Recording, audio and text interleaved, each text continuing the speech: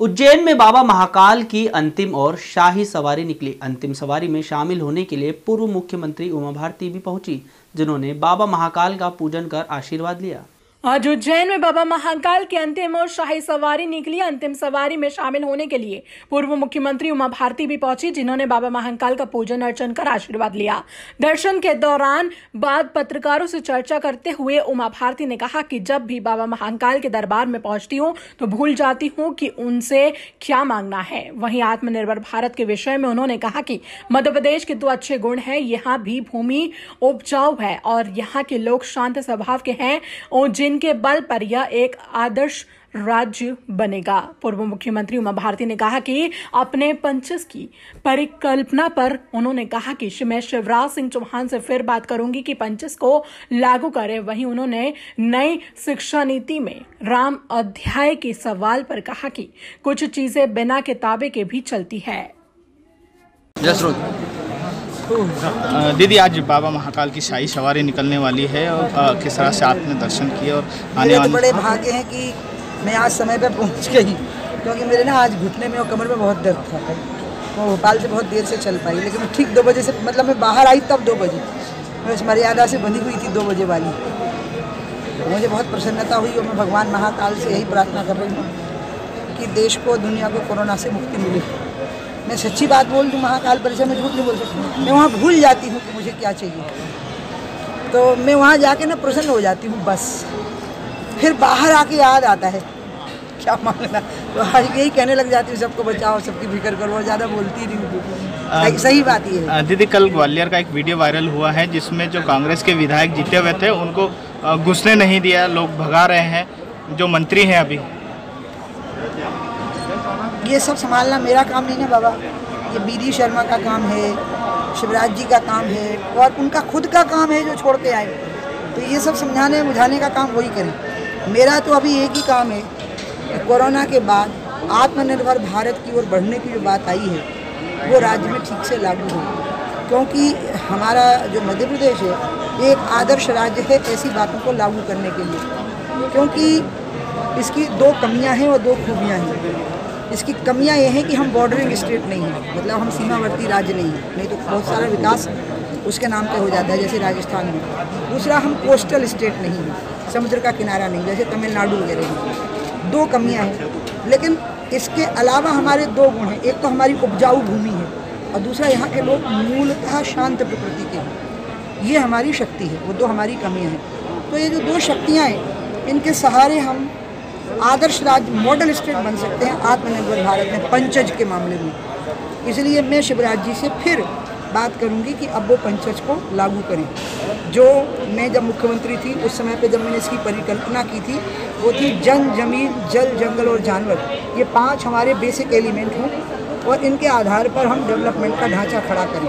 और मुझे लगता है कि आत्मनिर्भर भारत की जो योजनाओं का प्रकार है वो पंचज के लिए बिल्कुल ठीक से लागू करने का है।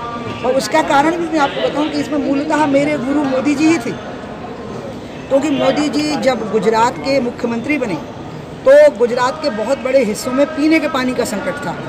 दूसरा, गुजरात में शिक्षा का परसेंटेज गिरा हुआ था। तीसरा, गुजरात में बहुत सारी भूमि ऐसी थी जो उर्वरक नहीं थी।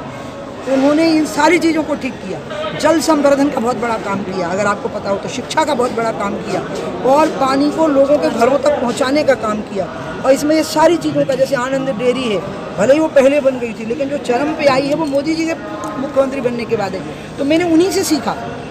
मैं हर मंगलवार को मोदी जी को फ़ोन करती थी और बुधवार को कैबिनेट करती थी यहाँ, और लगभग 3-4 महीने तो ऐसे हो कि मैं उनसे पूछ के कैबिनेट करती थी कि मेरा एजेंडा आने वाला है, मुझे इसमें मार्गदर्शन करिए। वही मेरे गुरु हैं, पंचज के लिए वही मेरे गुरु थे और वो पंचज अब मध्य प्रदेश में लागू हो। मैं शिवराज जी से जाके बात करूंगी, यही मैंने महाकाल से प्रार्थना की है। दीदी, शिक्षा नीति में तब्दील हो चुकी है, क्या पाठ्यक्रम में भी तब्दीली आप मानते हो? और खासतौर पर राम मंदिर और उससे जुड़ा संघर्ष भी, क्या बच्चों को पुस्तिकाओं के माध्यम से उसकी जानकारी मिलना चाहिए? और राम मंदिर से जुड़े हुए संघर्ष की होने चाहिए कि नहीं, या मैंने ये नहीं कह सकती हूँ, लेकिन शिक्षा नीति ने एक आज़ादी दी है राज्यों को भी, विद्यार्थियों को भी और इंस्टीट्यूशंस को भी, अपने तरीके से विद्यार्थियों के और युवाओं के मस्तिष्क के विकास की। अब बाकी कौन चीज़ें कौन जोड़ेगा और नहीं जोड़ेगा इसमें मैं नहीं पढ़ूंगी, क्योंकि राम अभी तक शिक्षा नीति का अंग नहीं थे।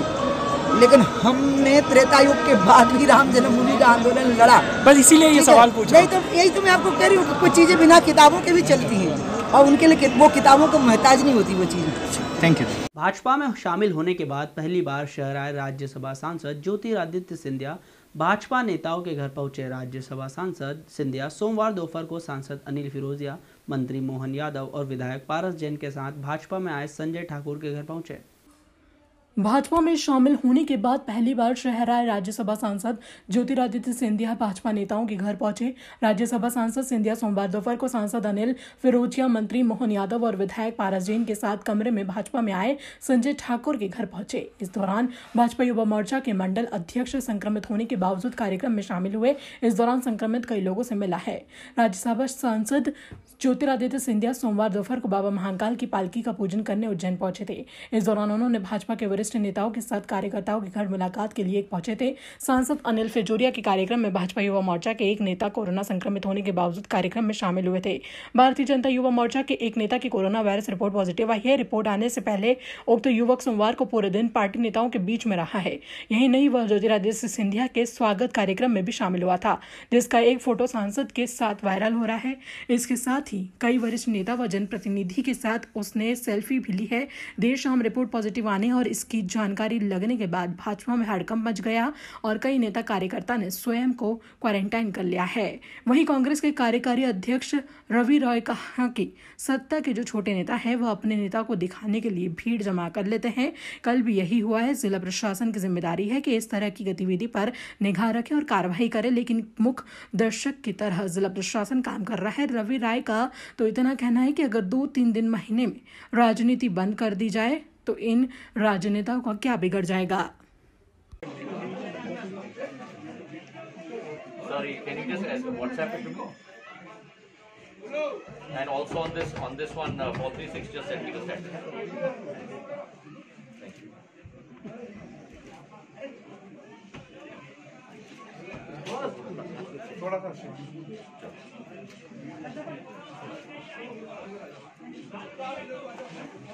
चलो अपना ख्याल रखना।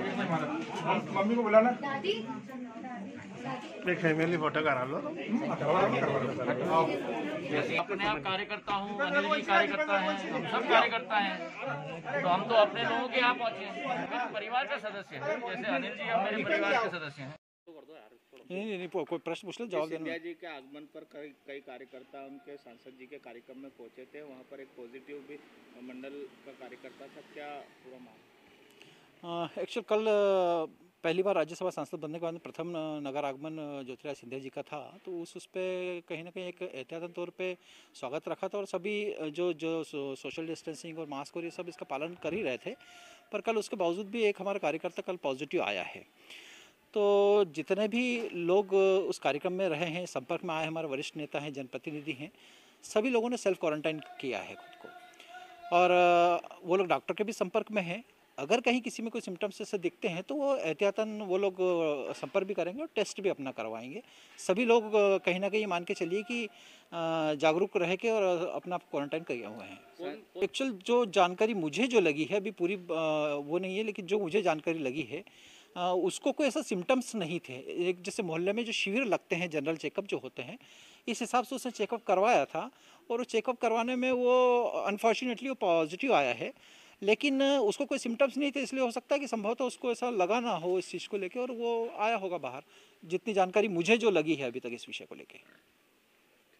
रामघाट पर भगवान महाकालेश्वर की पालकी के पहुंचने के पश्चात राज्यसभा सदस्य ज्योतिरादित्य सिंधिया ने पूजन अर्चन किया। साथ में उच्च शिक्षा मंत्री डॉक्टर मोहन यादव, जल संसाधन मंत्री तुलसीराम सिलावट, कृषि मंत्री कमल पटेल, लोकसभा सांसद अनिल फिरोजिया ने भी विधिवत पूजन अर्चन किया।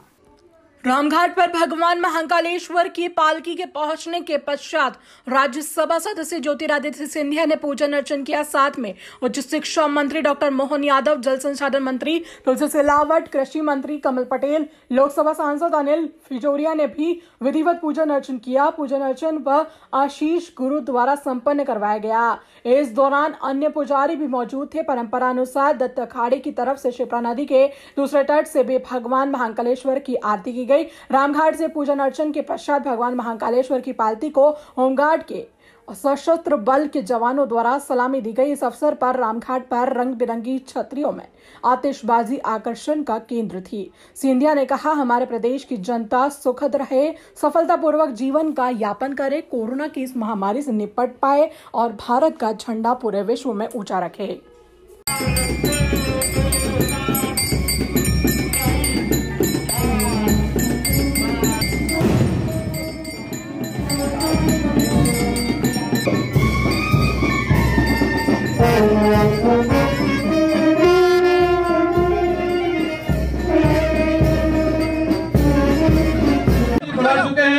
आप सब कार्यकर्ताओं से आग्रह, कृपा कर अपने स्थान पर बैठ जाएं। मंच पर वही लोग आए जो मंचासीन हैं, उनसे मेरा विनम्र निवेदन है।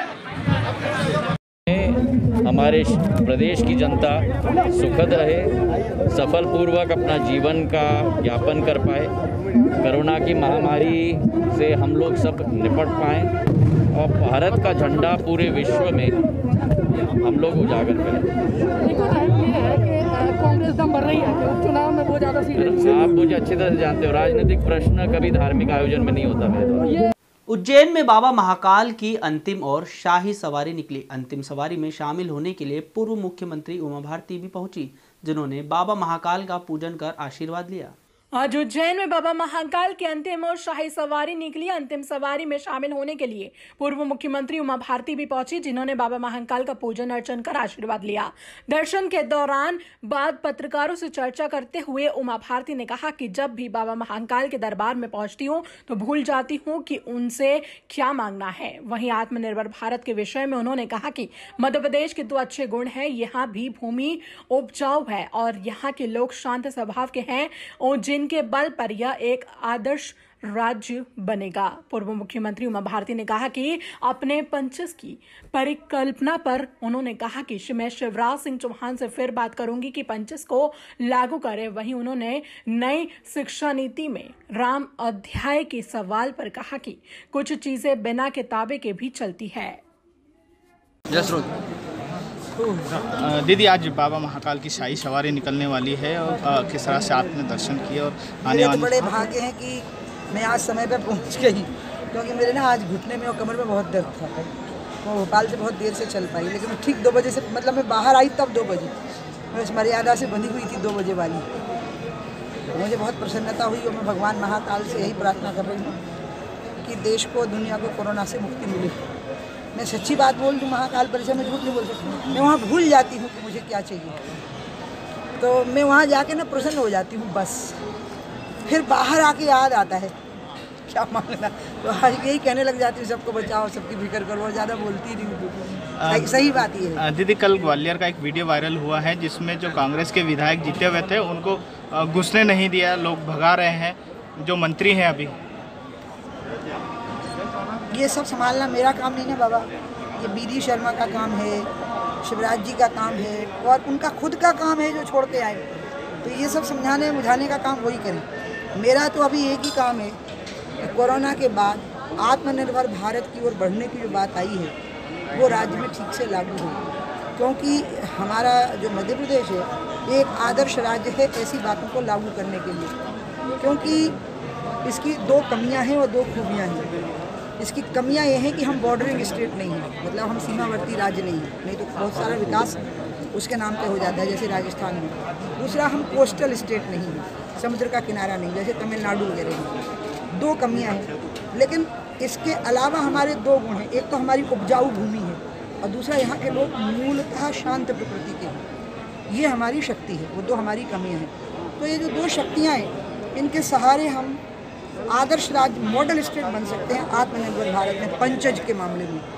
इसलिए मैं शिवराज जी से फिर बात करूंगी कि अब वो पंचज को लागू करें। जो मैं जब मुख्यमंत्री थी उस समय पे जब मैंने इसकी परिकल्पना की थी वो थी जन, जमीन, जल, जंगल और जानवर, ये 5 हमारे बेसिक एलिमेंट हैं और इनके आधार पर हम डेवलपमेंट का ढांचा खड़ा करें। और मुझे लगता है कि आत्मनिर्भर भारत की जो योजनाओं का प्रकार है वो पंचज के लिए बिल्कुल ठीक से लागू करने का है। और उसका कारण भी मैं आपको बताऊं कि इसमें मूलतः मेरे गुरु मोदी जी ही थे, क्योंकि मोदी जी जब गुजरात के मुख्यमंत्री बने तो गुजरात के बहुत बड़े हिस्सों में पीने के पानी का संकट था। दूसरा, गुजरात में शिक्षा का परसेंटेज गिरा हुआ था। तीसरा, गुजरात में बहुत सारी भूमि ऐसी थी जो उर्वरक नहीं थी। उन्होंने इन सारी चीज़ों को ठीक किया। जल संवर्धन का बहुत बड़ा काम किया, अगर आपको पता हो तो शिक्षा का बहुत बड़ा काम किया, और पानी को लोगों के घरों तक पहुंचाने का काम किया। और इसमें ये सारी चीज़ों का, जैसे आनंद डेयरी है, भले ही वो पहले बन गई थी, लेकिन जो चरम पे आई है वो मोदी जी के मुख्यमंत्री बनने के बाद है। तो मैंने उन्हीं से सीखा। मैं हर मंगलवार को मोदी जी को फ़ोन करती थी और बुधवार को कैबिनेट करती थी यहाँ, और लगभग 3-4 महीने तो ऐसे हो कि मैं उनसे पूछ के कैबिनेट करती थी कि मेरा एजेंडा आने वाला है, मुझे इसमें मार्गदर्शन करिए। वही मेरे गुरु हैं, पंचज के लिए वही मेरे गुरु थे, और वो पंचज अब मध्य प्रदेश में लागू हो।